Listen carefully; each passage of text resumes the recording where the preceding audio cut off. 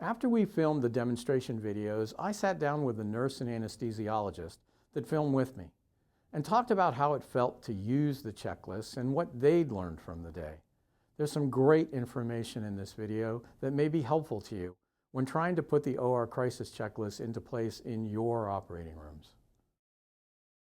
Before we came in here, we were talking a little bit there, but before I lose both of you back to regular life, we spent the last 2 days together here working as a team on filming the videos of the checklist.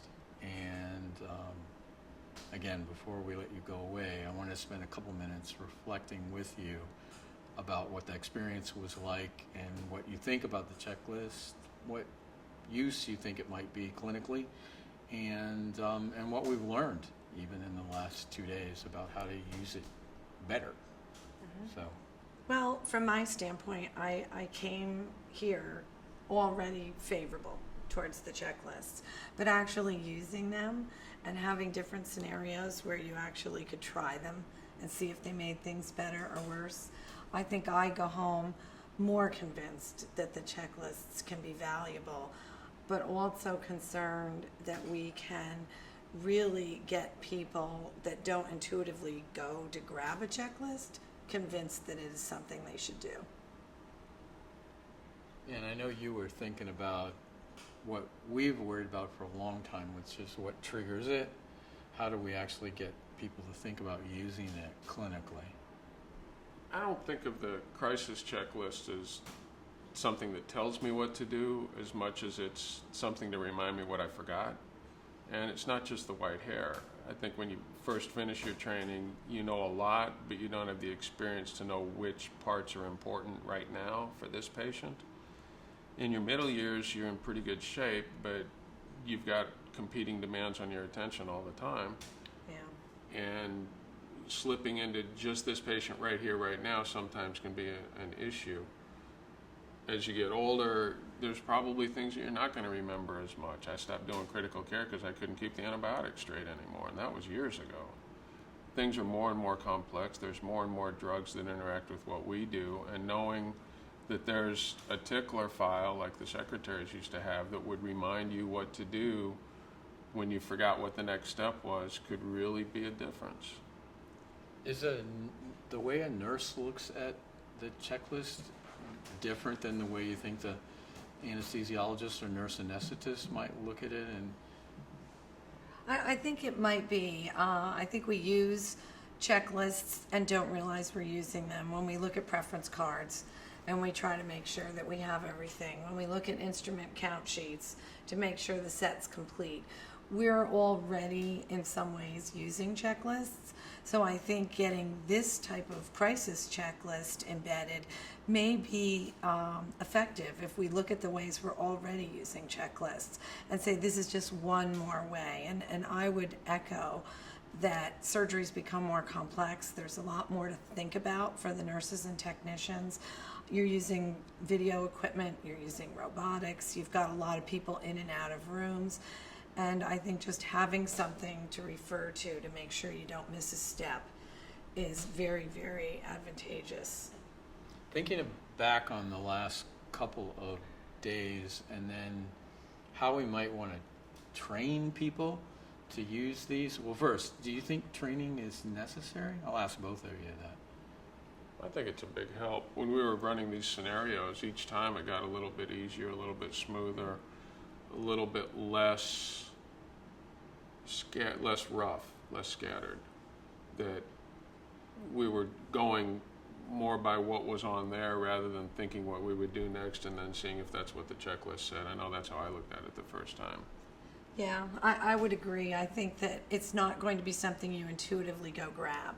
So I think you do have to do training. And I think if we just put them in the OR, they'll be not used and they'll be left to the side. But if we say, here's something that can help, particularly when you're facing an unfamiliar situation and you really do practice it and work together in teams, I think that will make the integration a lot more successful. As physicians, we're used to picking up new ways of doing things from a conference. You hear about it, you go back and you apply it, and you decide if it works or not for you and your patients. So we think when we're introducing something like this checklist, well, we'll just put it out there, tell them here it is, and that's all they need. But I don't think that's really true. You don't buy a new laparoscopic camera and figure out which is the lens end, pop it on, and start with Mrs. Jones the first time. You're going to do something other than that.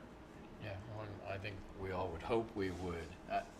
It's interesting for me to think back on the experience of the last couple of days, particularly the final piece that we recorded together around, how to use it to plan.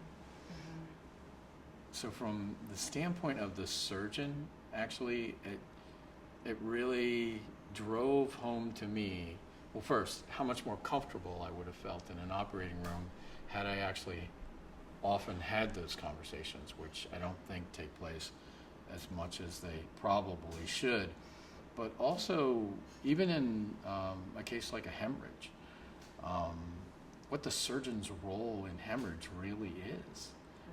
Because if a patient is, I was just thinking about what it would have been like if we were actually to go then and do that case. And if there's really bleeding, I'm going to be glad that I had that discussion with, both the nursing team and with the anesthesia team, because my whole focus is going to be on physically stopping or controlling hemorrhage.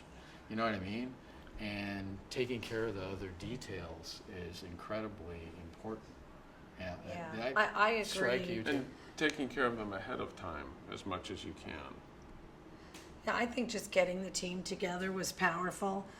I think maybe it took 4 minutes or so to sit and have a conversation, but from the nursing standpoint anyway, just knowing what you're thinking and knowing what you're worried about up front, so we know too, and we can plan ahead and make sure that the things that you are thinking about are things that we have the equipment ready for. You're right, if push comes to shove, I think we'll be a lot more prepared. I also think it models for the folks in the OR a culture of safety, and that we want to take the time to really look at what we need before we need it, instead of just rushing to get things started and then find out we don't have something. That was powerful. Yeah. And it helped to have everybody together literally on the same page.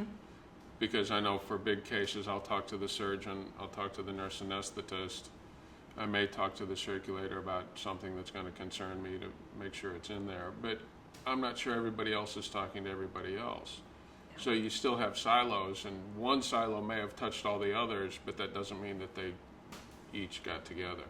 Yeah. I thought that was a Yeah, particularly... it felt like we were much more of a team. Yeah. When we stopped the meeting, we felt like we could start the case as a team instead of just a bunch of people working together in the room today. Yeah. Fantastic. Is there anything else that you want to share? I think more and more checklists are showing up. The machine behind us has built-in checklists electronically before you can start the case. You have to follow those checklists. That's prescriptive, it's prohibitive in some ways, and there is a backout for an emergency. But the idea is catching on everywhere. I mean, I use checklists when I take my family to the beach, because God forbid I forget somebody's favorite beach ball. So we're all getting used to that idea. I think it's going to be an easier sell, and the world is far more complex in every setting. You and I can't be a complete physician and surgeon unto ourselves for all problems that come up. There's specialization. Yeah. Well, this is just another area of specialization that we need to recognize we can use some help on occasion. Yeah, I would agree. I think we're already using checklists. I think the opportunity to use them in a more intentional way, particularly in a crisis, is important, and I think we just have to build on what we're already doing. I mean, we're using safe surgery checklists, people are using timeout checklists, debriefing checklists to keep us all on track and make sure we don't forget an important detail. And I agree, I use checklists in my own life when I'm traveling, because forgetting something's important, and we want to make sure that we don't leave it to memory. Yeah. I think I agree with both of you about the complexities of life and how things have changed so significantly in medicine, where no one really can remember it all anymore, and it's kind of a paradigm shift though in the way at least the way I look at it, Oh, yeah. and the way that we think, because a lot of times in medicine we measure ourselves by our ability to remember everything, and especially in a crisis situation. Right. It seems to me to make so much sense to have an auxiliary brain that you Yeah. can Yeah. turn to if you need to. I think for me, when I used the checklist and we were doing something I was unfamiliar with, using a defibrillator, which I think is a common feeling for people in the OR. That's not a piece of equipment you use every day.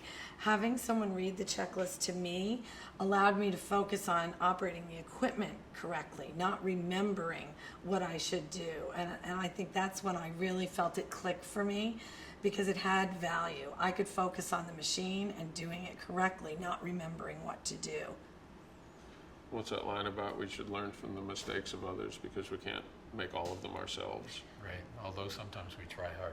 Right. Seems like it. And I think the checklists are a good way not to repeat mistakes that we've all made ourselves in the past or that others have made, so that you don't skip a step or miss something that could make a big difference. Right. And that's where they came from.